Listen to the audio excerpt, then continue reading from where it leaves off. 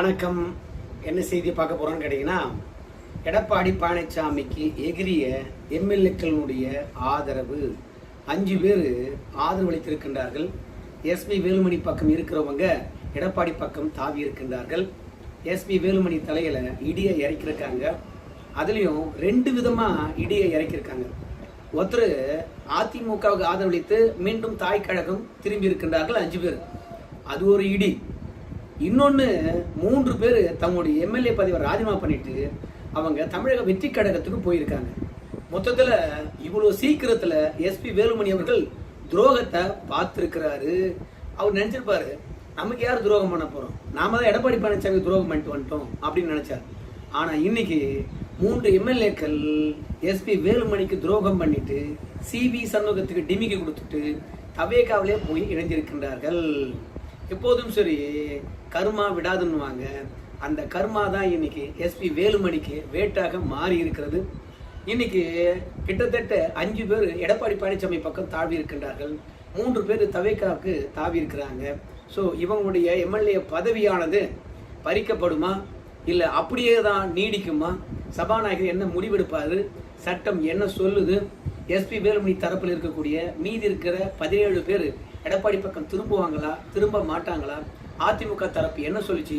எல்லாவற்றையும் இந்த வீடியோவில் நம்ம விரிவாக பார்த்துடலாம். ஆனால் அதற்கு முன்பாக இதுவரைக்கும் நம்ம சேனலை நீங்கள் சப்ஸ்கிரைப் பண்ணவே இல்லையா? அப்படின்னா சப்ஸ்கிரைப் பண்ணிக்கோங்க, கொஞ்சம் சப்போர்ட் பண்ணுங்க. முதல்ல யார் யார் எடப்பாடி பக்கம் வந்தாங்க அப்படின்ற விஷயத்தை நீங்க பார்த்துட்டு வாங்க.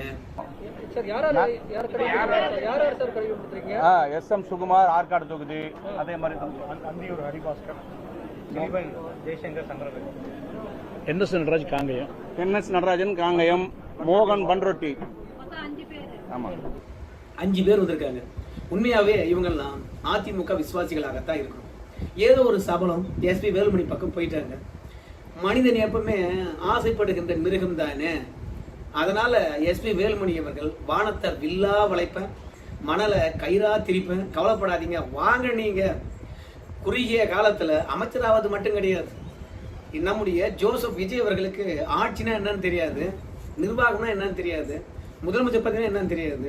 நாம கும்பலா போய் அங்க சேர்ந்தோம்னு வச்சுங்களேன், நாம ஜோசப் விஜய கீழே இறக்கிட்டு நாமளே முதலமைச்சர் ஆனாலும் ஆயிடலாம். வாங்க, நம்மளுக்கு 30 ஆண்டு காலம் அதிமுகவில் அனுபவம் பெற்றிருக்கும். அந்த ஆள் என்னங்க 5 வருஷம் கூட அவள் எங்க அரசியலுக்கு வந்து வாங்க 2-1 பார்த்துடலாம்.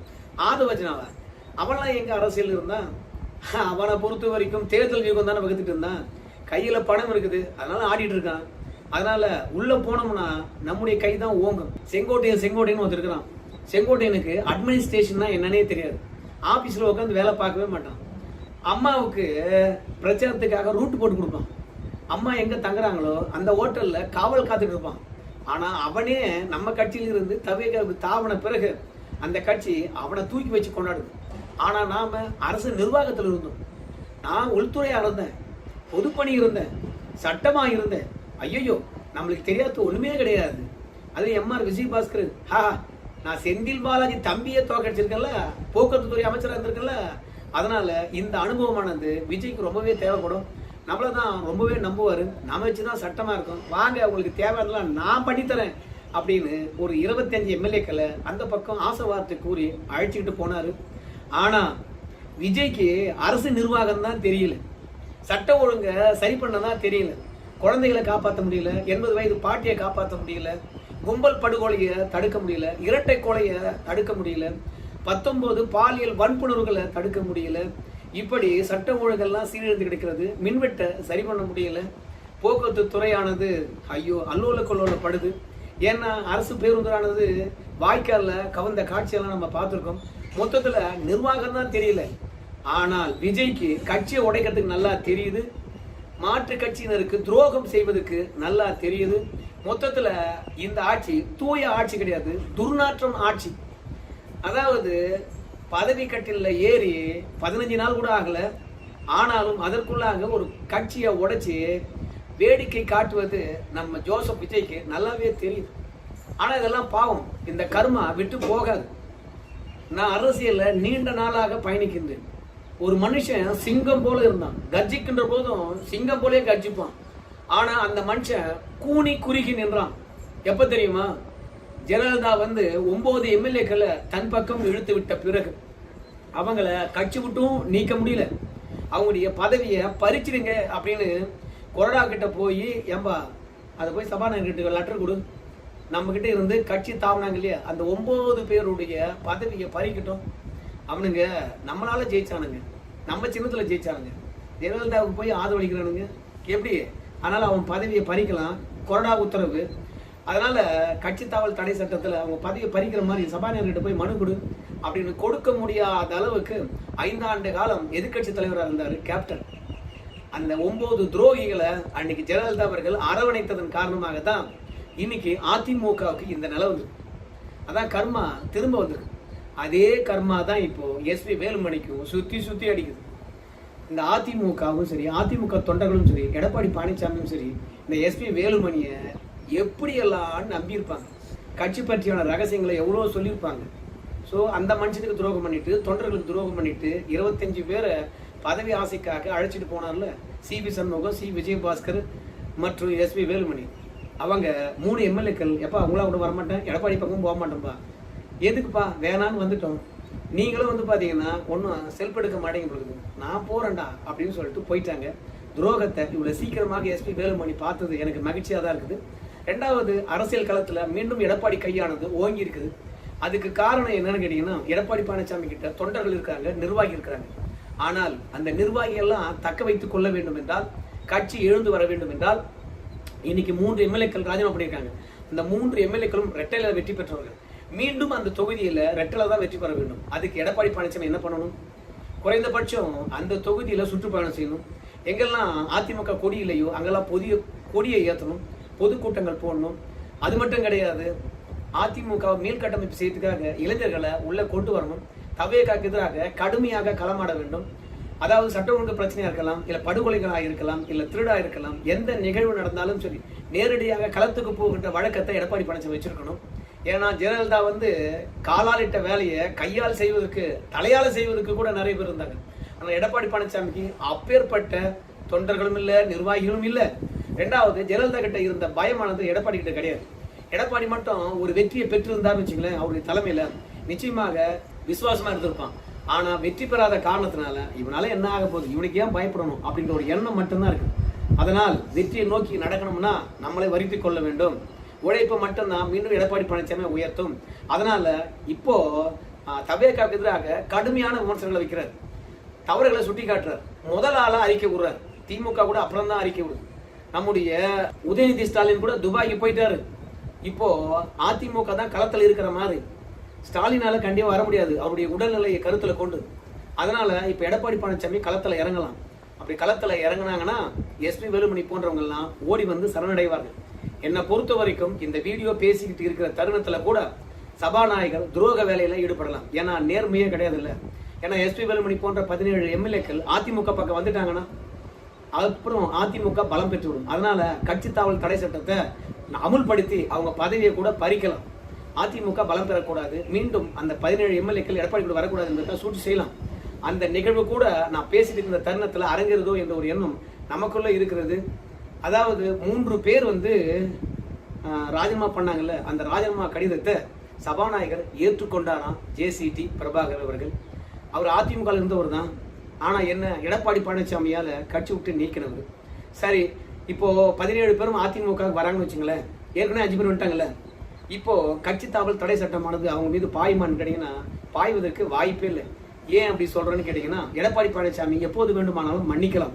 அப்படி மன்னிக்கின்ற பொழுது அவங்க பதவியானது தப்பிவிடும், எம்எல்ஏக்களாக அவங்க தொடரலாம். ஆனா எது வரைக்கும் கேட்டீங்கன்னா, சபாநாயகர் கட்சி தாவல் தடை சட்டத்துல அவங்க பதவியை நீக்கம் பண்ற வரைக்கும் எடப்பாடி பழனிசாமியினுடைய மன்னிப்பு செல்லும்.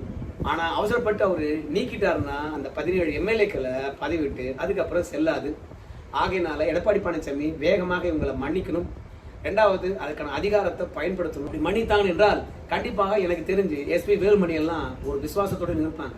கொஞ்ச நேரத்துல பதிவு போற மாதிரி இருந்ததுப்பா சாமி, புதுசா போற அந்த கட்சிக்கு நாம அவங்க சின்னத்திலேயே நிக்கிறோம், வெற்றி பெறோம். ஆனா நமக்கான கௌரவம் இருக்குமா? அங்க இருக்கிறவனுக்கு என்ன தகுதி இருக்குது, என்ன அனுபவம் இருக்குது, நம்மளை எப்படி ட்ரீட் பண்ணுவான்? விஜய் வேண்டுமானால் முதலமைச்சர் சகித்துக் கொள்ளலாம். ஆனா ஒண்ணுமே இல்லாத வெத்து பையங்கள்லாம் இருக்காங்கல்ல, ஆதவத்தின போன்றவங்கலாம், அவங்கெல்லாம் அலப்பறை பண்ணுவாங்கல்ல, எவ்வளோ இழுக்கா இருக்கும். அதே மாதிரி இந்த கிட்டத்தட்ட ஒரு 17 பேரும் ஏற்கனவே ஒரு 3 பேருடைய பதவி பறிக்கப்பட்டு அவங்க அப்படியே போய் தவைக்கால இணைறாங்கன்னு வச்சுங்களேன். தேர்தலை 6 மாசத்துக்குள்ள நடத்தணும். அதனால தேர்தல் ஆணையமானது 6வது மாசத்துல தேர்தல் நடத்துறோம்னு சொல்லிட்டு 6 மாசம் தள்ளி போட்டோம்னு வச்சுங்களேன். இந்த தவேக ஆட்சிக்கு நல்ல பேர் தொடருமா, மீண்டும் வெற்றி பெறுவார்கள் என்ற நிலை இருக்குமா? உங்க எல்லாருக்கும் தெரியும் தமிழகத்துடைய சட்டம் ஒழுங்கு எப்படி இருக்குன்னு நல்லாவே தெரியும். அனுதினமும் கொலைகள், அனுதினமும் கற்பழிப்புகள், அனுதினமும் கொள்ளைகள், இளைஞர்கள் வெட்டி படுகொலை. இத்தனைக்கு மீனாட்சி அம்மன் கோயிலுக்கு அருகாமையிலேயே கேட்டா தனிப்பட்ட விரோதம், அதனால வெட்டி படுகொலை செய்துட்டாங்கன்னு சொல்றாங்க.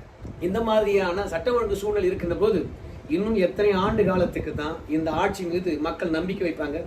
இன்னைக்கு சமூக வலைத்தளத்தை போய் பார்க்கும்போது ரீல்ஸ் போடுறவங்கலாம் நாங்க பேரன் சொல்லிச்சு, பேத்தி சொல்லிச்சு, மாமான் சொன்னா, மச்சான் சொன்னு சொல்லி ஓட்டு போட்டோம், ஆனா இன்னைக்கு நாங்கெல்லாம் அவதிப்படுகின்றோம் என்ற குரல் தான் நம்ம கிட்ட எழுது.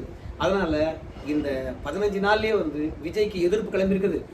2வது இந்த ஆட்சி புளித்து போய்விட்டது. அதனால தவேகால போய் சேர்ந்தா வெற்றி பெற்று விடுவோம் என்ற முழு நம்பிக்கை அவங்களுக்கு இருந்தா, சுய பலத்தாலே வெற்றி பெறுவோம் என்ற ஒரு நம்பிக்கை இருந்தா தவேகா போலாம். இல்ல விஜயால வெற்றி பெறுவோம் என்று நினைச்சீங்கன்னா சத்தியமா அந்த வெற்றி கிடைக்காது. விஜய் ஆட்சிக்கு ஒவ்வொரு நாளும் கெட்ட பேர் ஏறிக்கொண்டே இருக்குது. ஊடகமானது ஒட்டுமொத்தமாக பாத்தீங்கன்னா திமுக பக்கம் இருக்கிறது. இன்னைக்கு வேண்டுமானால் சட்ட ஒழுங்கு பிரச்சனையை அதிமுக பிரச்சனையை வச்சு மறைச்சிடலாம். ஆனா நாளைக்கு எதை வச்சு மறைப்பாங்க? ஆனா என்ன பொறுத்த வரைக்கும் அறிவாளித்தனமாக தாய் கழகம் தான் திரும்பணும். ஒரு நிலையான கட்டமைப்பு இருக்கிறது. 2வது களத்துல இறங்கி வேலை செய்வதற்கு தொண்டர்களும் நிர்வாகிகளும் ரெடியா இருக்காங்க. எஸ்பி வேலுமணிக்கும் சரி, யாருக்கா இருந்தாலும் சரி. அதனால என்னை பொறுத்த வரைக்கும் துரோக வேலையில விஜய் அவர்கள் ஈடுபடுகின்றார். அந்த துரோகமே அவரை பழி தீர்க்கும் என்பதுல மாற்று கருத்தே கிடையாது. அவர் ஜாதகத்தை நம்புறாரு, கடவுளை ரொம்பவே நம்புறாரு. கர்மா எங்கேயுமே போகாது, சுத்தி சுத்தி தான் வரும். ஆனா இந்த 5 ஆண்டுக்குள்ளேயே விஜய் அவர்களை பொறுத்த வரைக்கும் அவங்க கட்சியில் இருக்கக்கூடிய பல பேர் கட்சி விட்டு விலகியோ இல்ல விஜய்க்கு எதிராக போர்க்குடி உயர்த்தியோ அந்த துரோகத்தை அவர் பார்க்கத்தான் போறாரு. 2வது ஏண்டா அரசியலுக்கு வந்தோம் என்று வருத்தப்படுகின்ற அளவுக்கு இந்த ஊடகம் வச்சு செய்யத்தான் போகுது. அதனால ஒரு கட்சியை உடைச்சோம், இது அரசியல் சாணிக்கம் என்று சொல்லலாம். வெற்றிக்காக என்ன வியூகத்து வேணுமானாலும் எடுக்கலாம். தேர்தல் அரசியல்ல வெற்றி தோல்வி மட்டும்தானே கண்டு இங்க மனிதாபம் எல்லாம் கிடையாது அப்படின்னு பேசலாம். ஆனால் காலம் யாரையும் சும்மா விட்டு வைத்ததே கிடையாது. வரலாறு திரும்பும். நம்முடைய யாரு ரஜினிகாந்த் தான் சொன்னாரு, காலம் காத்திருந்து பதில் சொல்லும்னு சொன்னாங்க. அதே மாதிரிதான் விஜய்க்கு காலம் காத்திருந்து பதில் சொல்லும். எப்படியா இருந்தாலும் சரி, எடப்பாடி பழனிசாமி உழைத்தாரு. அந்த உழைப்புக்கான பலனானது இப்ப எம்எல்ஏக்களாக அவருக்கு ஆதரவு கூடி அசத்தான பலத்தை கூட்டி இருக்கிறது. இன்னும் பல பேர் திரும்பி வருவதற்கான வாய்ப்பு இருக்குது. 3 பேர் ராஜினாமா பண்ணாங்கல்ல, அந்த ராஜினாமா கடிதத்தை மட்டுமே சபாநாயகர் ஏற்றிருக்கின்றார். இன்னும் கட்சி தாவல் தடை சட்டத்தின் அடிப்படையில அதிமுகவை எதிர்த்து தவேகாவுக்கு வாக்களித்த 17 எம்எல்ஏக்கள் மீது நடவடிக்கை எடுக்கல.